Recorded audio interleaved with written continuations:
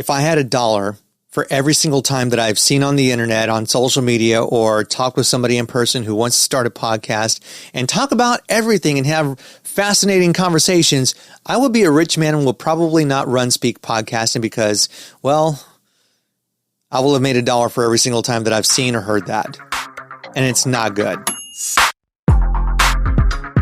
This is Your Mic. My name is Freddie Cruz, founder of Speke Podcasting. You can find us online at Speke, S-P-E-K-E, podcasting.com. And really, the art of podcasting is not one size fits all. Don't just blast your message and expect every single culture, every audience, every niche to line up and hit the subscribe button on your show. Because the truth is, even titans of industry get humbled by the power of local taste. And for that, I want to take you to the story of Nestle in Japan. Years ago, they tried storming the market with coffee, a product that is really just king in the West. I love me some brew. But in Japan, it's the land of green tea. And they heard crickets. Their marketing flopped. Focus groups, well, they barely raised an eyebrow. The product itself was good, but the Japanese people just did not care. They didn't. It's kind of like when you tell your spouse or your significant other that you love them, but instead of actually facing your spouse or significant other, you're talking to a wall and your spouse or significant other is in the other room. They just don't hear them. The messaging was off. But instead of doubling down, Nestle leaned in and listened. They ditched the aggressive sales pitch and they launched coffee-flavored candies. Then, those legendary KitKat bars. Suddenly, the brand was everywhere. University students embraced KitKats as good luck charms thanks to a play on words. Kito Katsu, which means surely win. And overnight, KitKat became an icon, not by brute force, but by cultural remix. Now, what does this mean for podcasters? Now, I got a point, we're getting there. The best shows succeed not by shouting, but by adapting. So if your episodes are not landing, if your downloads stall, if your audience just isn't pressing subscribe, if your retention rates are low, maybe it's time to change your flavor. You listen to what your audience suggests. Ask them. Send a newsletter, do an Instagram poll, a LinkedIn poll, reach out, talk to people in person if you do live events where you can be sort of a merchant or a vendor.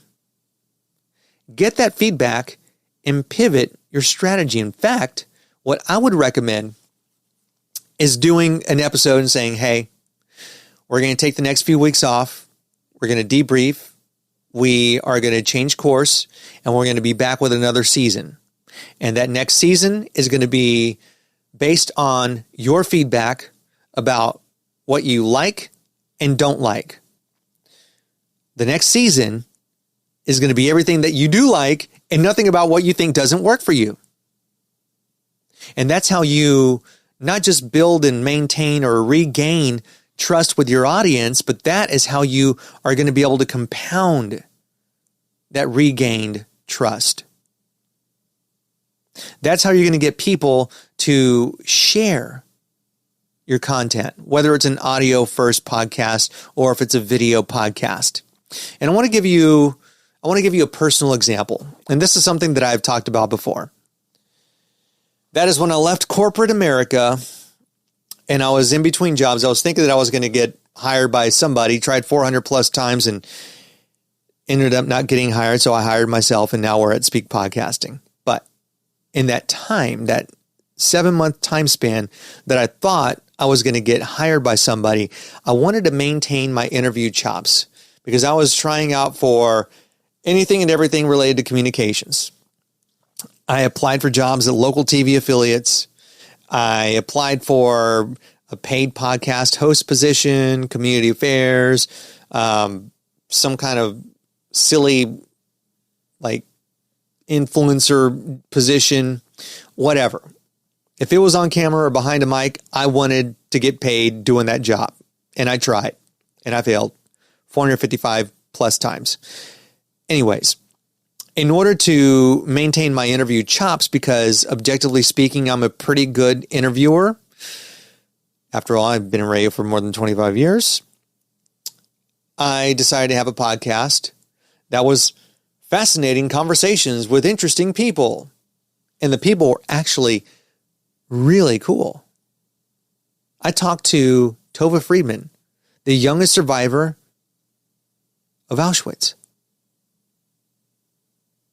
How does somebody like me get that lady as a guest? Maintaining relationships with press people, PR people, having close PR buddies, being able to interview Jack Carr and Evan Carmichael, who's huge on YouTube. But the show lacked focus. It was me throwing out content into the universe, into an empty void. And let me tell you something. From February 2022 to December 2022, I had less than 1,000 downloads and my retention was trash. It was because I wanted it, because I thought, well, I really need to brush up and maintain my interview chops. And I'm going to do it by having a podcast. And you know what? I'm Freddie Cruz from KRBE and people are going to listen to me. No, that was definitely not the case. Definitely not the case. I learned the very hard way that having a podcast and launching one without having a real plan, other than I'm just going to talk to a bunch of people that I know that I'm interested in, is not really much of a formula. So what did I do? I went back to the basics. Hometown, Houston, Texas. Okay, technically Richmond. Greater Houston area. I pivoted that first podcast. Oh, by the way, the title was Freddie's Huge Ask Podcast, which was supposed to be some kind of clever play on words. Yawn. I cringe thinking about that.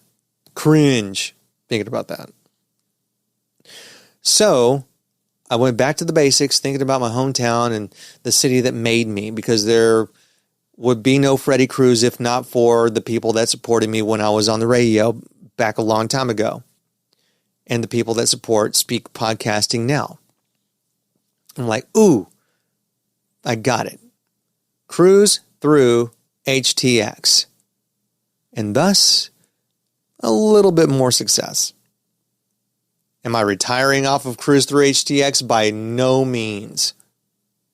Not even close. But got more listeners. The episodes were getting shared. So, just like KitKat, it was born from listening, adapting, and giving an audience exactly what they needed, what they wanted, sometimes before they even knew it themselves. Now, your podcast should do the same. Now, what I want you to do, because this is the beauty of podcasting, I want you to not be afraid to experiment.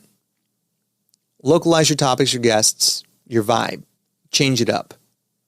Maybe if your retention rates are garbage, do shorter episodes. If your episodes are 40 minutes, well, why don't you try doing something between 15 and 20? Or if you feel like that's not enough time, then do 20 to 25 minutes. Last study I read, and I cannot remember where, but they do say that most podcast listeners prefer their episodes when they listen to be between 18 and 22 minutes on average. So, do with that information what you will. If you have a long episode, make it shorter. Maybe, hear me out, you need longer episodes. Because what you're doing right now is 10 minutes and your audience isn't really getting enough of you.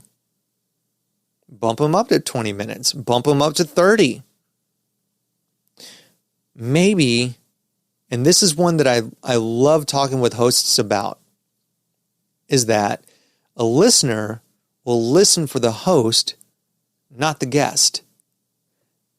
Now, on this particular podcast, well, on all of them, I do mainly interviews because I like to bring in people that know more about certain things than me. I don't pretend by any stretch of the imagination to know everything about podcasting because I don't. So I like to bring in people who are within the business side of it. Maybe they got a product, they got something that my company is a client of. Example would be Pod SEO or Riverside.fm. But people like to hear the host. They listen for the host. And here's why. And this goes back to something that I remember having a conversation with a programmer about during my radio days. And that was, you don't want to have all of your breaks have listeners on them. Yes, listener interaction, people love to hear themselves, et cetera, et cetera, et cetera. But a listener will listen to your show because they want to hear your voice. They want to build that relationship with you. They want to know, like, and trust you. And if every single break is, hey, where are you calling from? Well, or, hey, you're calling over 10, or, hey, what song do you want to hear? Or, hey, where are you working? If every break is something like that, it starts to become too predictable. People are not really getting a sense of your personality. And again, they just want to listen to the host. So if you have a show that is interview focused, break it up. Let's say you have a weekly show, do 2 solos and 2 interviews. Give it a shot for the course of 2 to 3 months. I would say 3 because that's a solid quarter in which you have actual data that you can look at. Okay?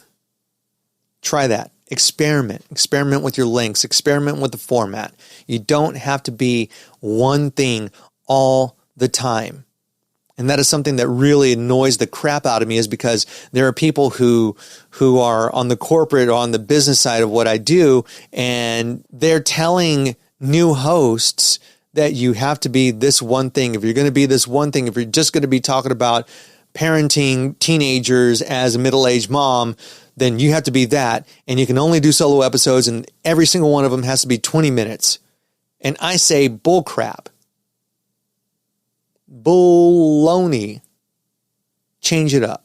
It's okay to do different things. I'll give you another example of how it has really helped one client to grow their audience, and that is the Rose. Now, Dorothy and her marketing team are fantastic at this. They're so open to new ideas and new styles of podcasting, of releasing episodes.